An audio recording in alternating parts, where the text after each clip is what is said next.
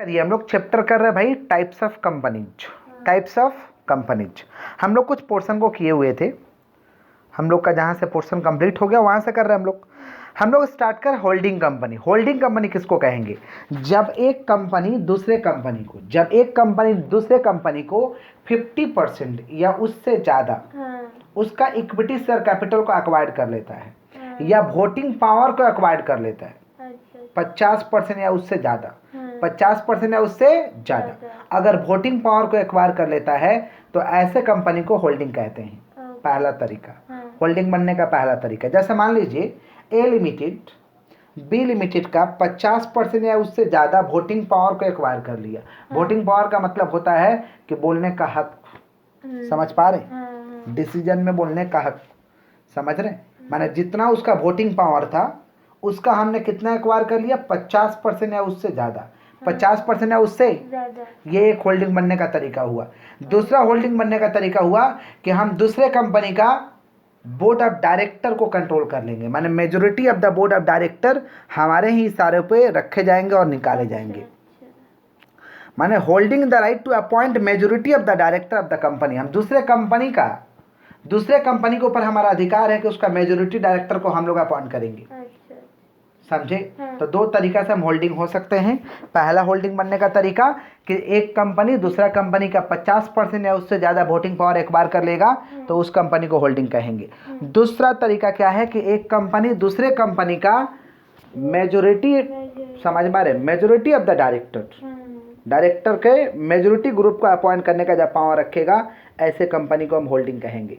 जैसे मान लीजिए ए लिमिटेड बी लिमिटेड का 50% या उससे ज़्यादा वोटिंग पावर एक्वायर कर लिया तो ए लिमिटेड क्या हो गया? होल्डिंग। बी क्या हो गया? सब्सिडियरी।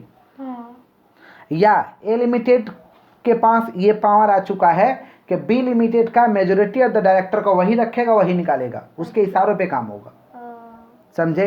तो ए लिमिटेड होल्डिंग हो गया, बी सब्सिडियरी हो गया। अब प्रश्न आता है कि भाई हम तो वोटिंग पावर एक्वायर करेंगे, माने कंपनी को खरीदेंगे, शेयर को खरीदेंगे, इक्विटी शेयर कैपिटल को खरीदेंगे, ये तो समझ आ रहा, लेकिन मेजोरिटी ऑफ द डायरेक्टर ये बात नहीं समझ में आ रहा कि वो कैसे भाई? जैसे आपका कंपनी और मेरे हाथ में कैसे पावर आ गया कि आपका कंपनी का डायरेक्टर को हम अपॉइंट करेंगे, वो भी मेजोरिटी मैंने सबसे ज़्यादा। समझ पा रहे? अब प्रश्न तो आता है, जैसे मान लीजिए एक एग्जाम्पल दे रहे, ए लिमिटेड के पास ये पावर आ चुका है कि बी लिमिटेड का मेजोरिटी ऑफ द डायरेक्टर को क्या करेगा? अपॉइंट करेगा। तो कब आएगा ये पावर? प्रश्न है कि कब आएगा, हलवा थोड़ी है कि ए लिमिटेड बी में, जैसे मान लीजिए कोई आपका चीज़ है, जैसे मान लीजिए आपका घर है, इसमें मेरे इशारों पे काम होगा? हलवा चीज़ है नहीं है, लेकिन कुछ ऐसा काम हो गया भाई जिससे हमारे इशारों पे काम होगा। तो वैसे ही कंपनी में हो रहा है, सुनिएगा ध्यान से। जैसे मान लीजिए ए लिमिटेड बी लिमिटेड का मेजोरिटी ऑफ द डायरेक्टर को अपॉइंट करने का पावर रख रहा। कब? मान लीजिए बी लिमिटेड एकदम बर्बाद हो चुका है, उसको लोन की आवश्यकता है, लोन कहीं से नहीं मिल रहा है, चारों तरफ दरवाजा ठकठका लिया लेकिन कहीं लोन नहीं मिला। ए के पास आया लोन मांगने के लिए, ए लिमिटेड के पास। ए लिमिटेड बोले देखो तुम्हारा डायरेक्टर लोग चोर है, समझे, हम तुमको पैसा देंगे एक ही शर्त पे, जब तुम्हारे हम बोर्ड को कंट्रोल करेंगे, हमारे इशारों पे तुम्हारा बोर्ड काम करेगा, तब जाकर के हम तुमको पैसा देंगे, मंजूर है तो ये कॉन्ट्रैक्ट को साइन करो, नहीं तो चलते बनो। तो ए लिमिटेड क्या दे रहा? पैसा दे रहा है, तब जाकर के क्या कर रहा है? होल्डिंग बन रहा। समझे कि नहीं समझे? तो होल्डिंग बनने का दो ही तरीका है, या तो वोटिंग पावर एक्वायर कर लो या तो उसका अपॉइंट करने का पावर ले लो, मेजोरिटी ऑफ द डायरेक्टर। समझे कि नहीं समझे? हम होल्ड कर रहे 50% है उससे ज़्यादा, तो हम क्या कहलाएंगे? होल्डिंग। सामने वाला क्या कहलाएगा? सब्सिडियरी। या पावर ले लो। आगे बढ़े, आगे बढ़ते। गवर्नमेंट कंपनी किसको कहेंगे भाई? गवर्नमेंट कंपनी किसको बोलेंगे? जब सेंट्रल गवर्नमेंट या तो स्टेट गवर्नमेंट किसी कंपनी का 51% या उससे ज़्यादा का paid up share capital acquire कर लेगा। Paid up share capital acquire कर लेगा, या तो अकेला सेंट्रल गवर्नमेंट यानी मोदी जी, और स्टेट गवर्नमेंट माने हम लोग का स्टेट गवर्नमेंट कौन है? हम लोग का दीदी ममता बनर्जी। समझ पा रहे? तो या तो सेंट्रल गवर्नमेंट या तो स्टेट गवर्नमेंट किसी कंपनी का 51% या उससे ज़्यादा शेयर को होल्ड कर लेगा तो वो कंपनी क्या कहलाएगा? गवर्नमेंट। या तो स्टेट गवर्नमेंट और सेंट्रल गवर्नमेंट मिल के 51% होल्ड कर लिया। जैसे मान लीजिए मोदी जी किसी कंपनी का 32% शेयर खरीद लिए और दीदी 20% खरीद लिए, कितना हो गया? 52। 52 हो गया, माने 51 से ज़्यादा हो गया ना। तो क्या कहलाएगा? Government company. क्या कहलाएगा? समझे? तो या तो अकेला, या तो मिलके, या तो दो स्टेट गवर्नमेंट। समझ पा रहे? जैसे बंगाल स्टेट गवर्नमेंट और Bihar state government. Bengal state government कौन है? दीदी। और बिहार स्टेट गवर्नमेंट कौन है? नीतीश चाचा। दोनों मिल करके कितना परसेंट शेयर खरीद ले? 51%। तो कंपनी क्या कहलाएगा? गवर्नमेंट। क्लियर है क्या? तो गवर्नमेंट कंपनी का भाई डेफिनेशन क्या हो जाएगा कि government company is a company in which 51% और more of the paid up share capital held by the central government and और बाय वन और मोर स्टेट गवर्नमेंट। वन और मोर स्टेट गवर्नमेंट में बी पार्टली और wholly owned by the government. या तो एक से ज़्यादा स्टेट गवर्नमेंट या तो सेंट्रल गवर्नमेंट। समझ पा रहे हैं? एक तो गवर्नमेंट कंपनी का एग्जांपल दे तो बहुत अच्छा रहता है। एक तो एग्जांपल नहीं है, बहुत सारा एग्जांपल है। भेल गेल सेल, बोले क्या बोले? गेल सेल। भेल देखो लिखा हुआ, भेल भेल भेल। सेल भी लिखा हुआ है। सेल का फुल फॉर्म क्या भाई? Steel authority of India limited. देख रहे हैं? इंडिया लिमिटेड भाई। और भेल का क्या फुल फॉर्म है? Bharat Heavy Electricals Limited. Heavy Electricals Limited. GAIL का फुल फॉर्म है Gas Authority India Limited. GAIL नहीं लिखा है। ये सब गवर्नमेंट कंपनी है। कौन सा कंपनी है? गवर्नमेंट। गवर्नमेंट कंपनी का एग्जांपल क्या है? भेल गेल सेल। भेल गेल सेल कब गवर्नमेंट कंपनी बनेंगे? जब किसी कंपनी का सेंट्रल गवर्नमेंट माने सेंट्रल गवर्नमेंट माने सेंट्रल गवर्नमेंट माने अभी कौन है central government? Modi ji, that is BJP. और स्टेट गवर्नमेंट कौन है हम लोग हैं यहाँ पे? अपने स्टेट गवर्नमेंट का नाम नहीं जानते? यस। तो या तो सेंट्रल गवर्नमेंट या तो स्टेट गवर्नमेंट अकेला अकेला खरीद ले 51%, या तो मिल के, या तो दो स्टेट गवर्नमेंट मिल के खरीद ले। ऐसे कंपनी को हम कहते हैं गवर्नमेंट कंपनी। एग्जाम्पल है भेल गेल सेल। आगे बढ़े। On the basis of nationality और jurisdiction. On the basis of nationality और जुरिडिक्शन। जुरिडिक्शन और नेशनलिटी के हिसाब से दो ही तरीका की कंपनी है। Indian company, foreign company. Indian company, Indian company किसको बोलेंगे? जो इंडिया में पैदा हुआ, जो इंडिया में इनकॉर्पोरेट हुआ, जो भारत में बना है, ऐसे कंपनी को इंडियन कंपनी कहते हैं। जो भारत में रजिस्टर्ड हुआ है, जिसका घर द्वार भारत ही था, ऐसे कंपनी को हम कहते हैं Indian company. A company which is incorporated in India is known as Indian company. A company which is incorporated in India is known as कौन सा कंपनी? Indian company. समझ पा रहे हैं? और इस पर किसका नियम लागू होगा? Companies act. कौन सा कंपनीज एक्ट अभी चल रहा है? Companies act 2013। Companies act 2000। Foreign company क्या होता है? फॉरेन कंपनी क्या होगा? फिरंगी लोग का कंपनी जो इंडिया में जन्म लिया कि इंडिया के बाहर। जन्म माने समझते हैं? रजिस्टर्ड। इंडिया में रजिस्टर्ड होगा कि इंडिया के बाहर होगा? इंडिया के बाहर होगा। इंडिया के कहाँ होगा? बाहर। But place of business in India. But उसका प्लेस ऑफ बिजनेस कहाँ है भाई? इंडिया में। या तो फिजिकली, या तो इलेक्ट्रॉनिकली, या तो थ्रू एन एजेंट। माने foreign company means any company और body corporate incorporated outside India, जो इंडिया के बाहर आउट इनकॉर्पोरेट हुआ है, इंडिया के बाहर रजिस्टर्ड हुआ है, but has a place of business in India, has a place of business in India whether by itself through an agent, या तो एजेंट के जरिए, या तो फिजिकली और through electronic mode. Electronic mode समझते हैं? अमेजन, अमेजन का बिजनेस तो इलेक्ट्रॉनिक मोड में, अपने दुकान देखते हैं ना, प्रचार। Conduct any business activity in India any other manner, या तो इंडिया में किसी भी तरीका से वो अपना बिजनेस कर रहा है, ऐसे कंपनी को फॉरेन कंपनी कहते हैं। समझे? फिरंगी लोग का कंपनी। चलिए आगे बढ़ते हैं। इंडिया में है? यस, अमेजन तो फिरंगी। अब क्या चाहिए एग्जाम्पल? हिंदुस्तान यूनिलीवर। चलिए, मल्टीनेशनल कंपनी। मल्टीनेशनल कंपनी नाम से ही पता चल रहा है कि एक देश में काम करेगा कि बहुत सारे देश में काम करेगा, एक देश में ऑपरेट करेगा कि बहुत सारे देश में ऑपरेट करेगा, बहुत सारे देश में ऑपरेट करेगा। माने multinational company are the companies which operate in many country, which operate in many country, जो बहुत सारे देशों में ऑपरेट होगा, ऐसे कंपनी को हम कहते हैं मल्टीनेशनल। मल्टीनेशनल कंपनी देखे हैं? पहले देसी बात करें। देसी, देसी कंपनी माने अपना देश का। देसी कंपनी का नाम बताइए जो बहुत सारे देशों में बिजनेस करता है, कोई idea?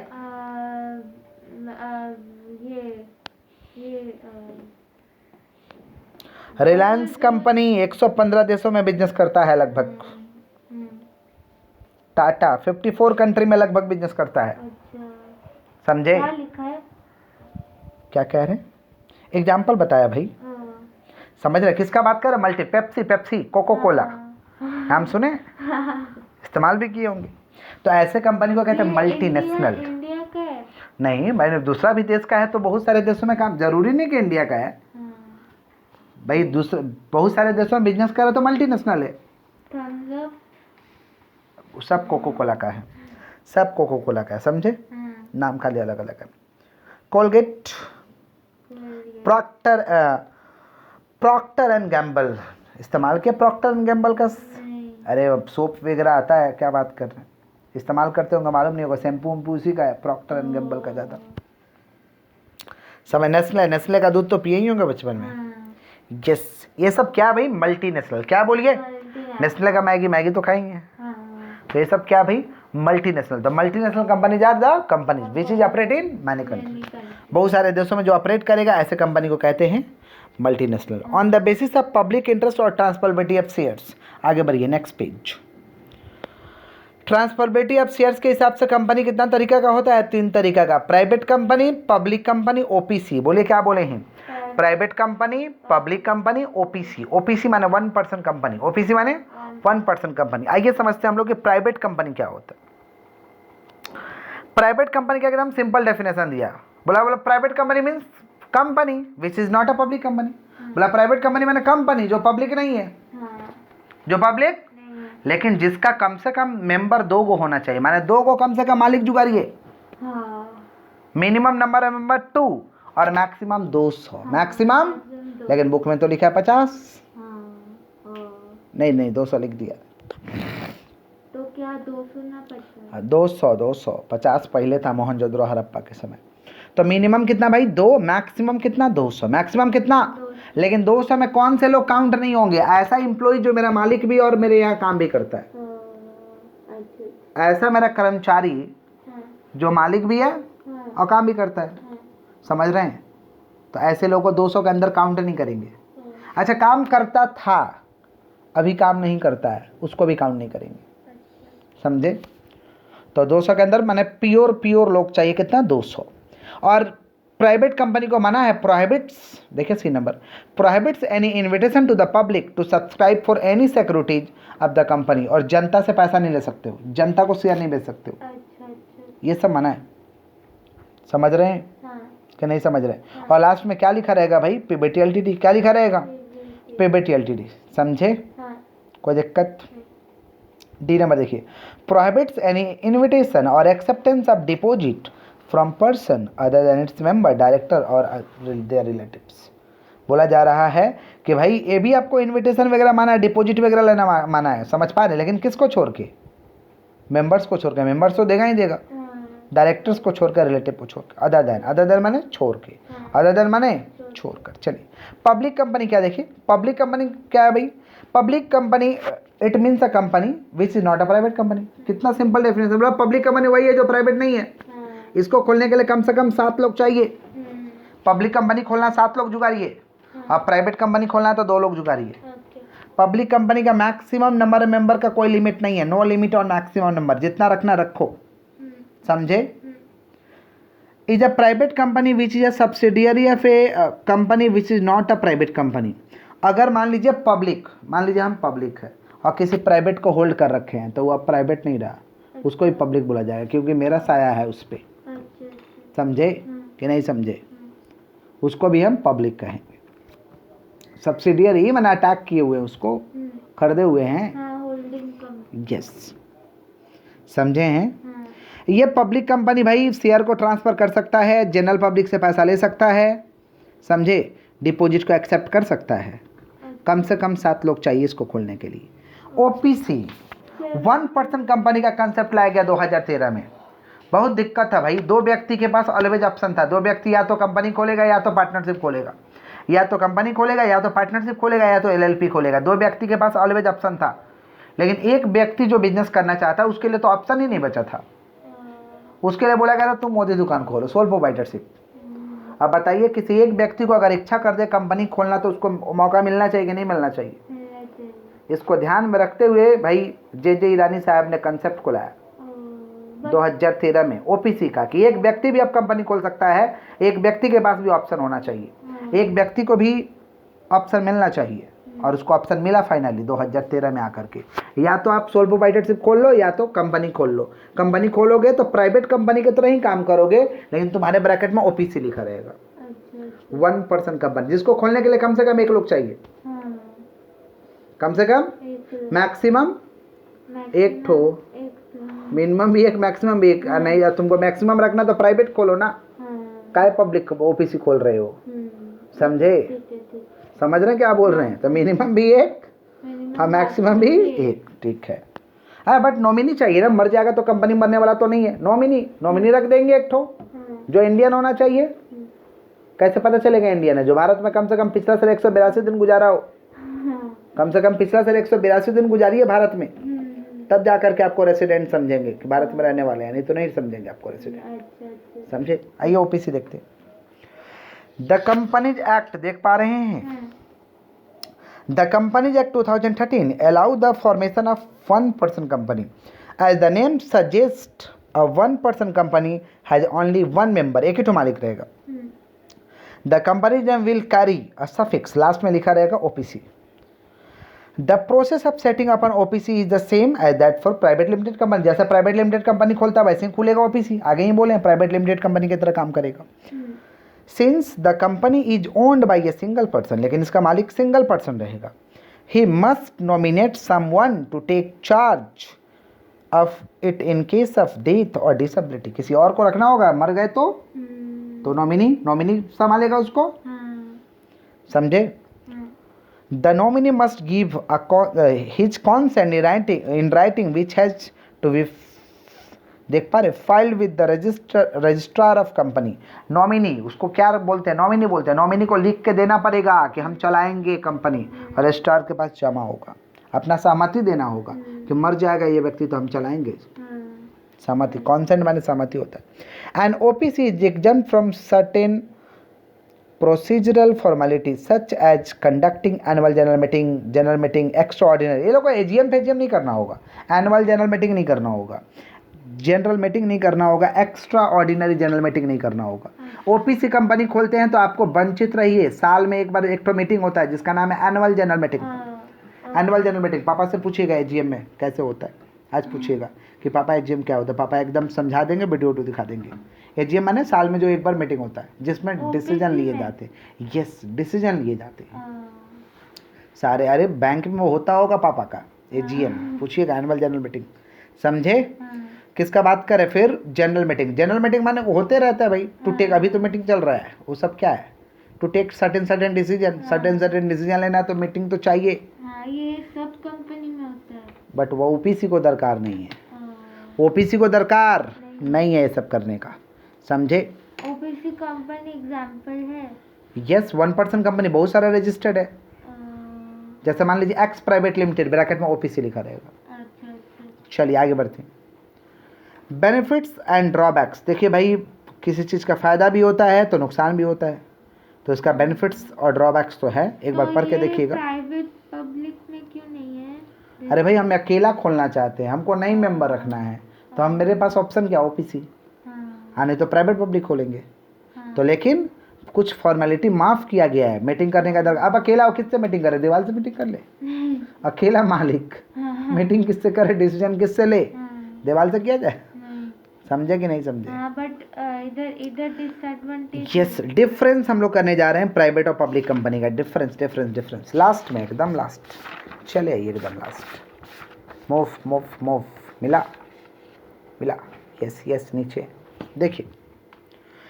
Number of member, private company को खोलने के लिए कम से कम 2, मैक्सिमम 200 लिख दीजिए। 50 लिखा हुआ है, मोहनजोदड़ो हड़प्पा के समय में ऐसा हुआ करता था।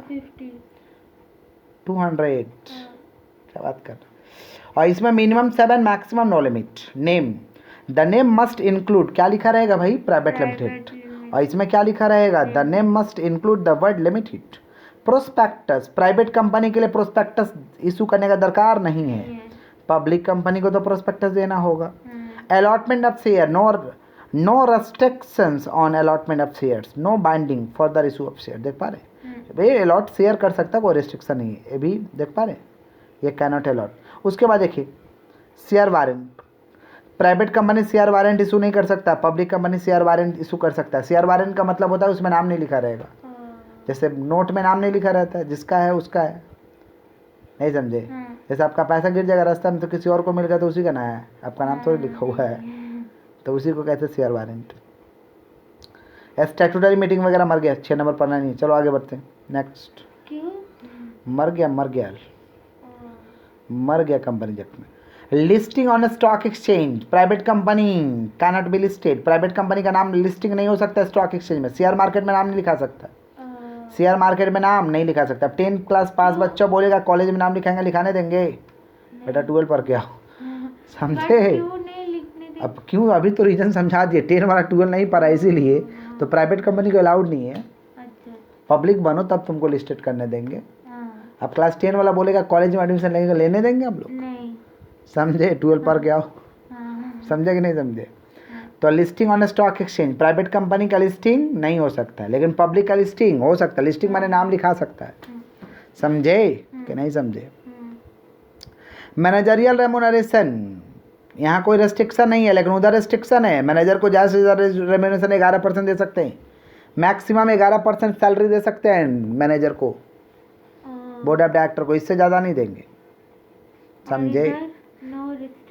नो रिस्ट्रिक्शंस, समझे कि नहीं समझे? बस उतना ही पढ़ना है डिफरेंस।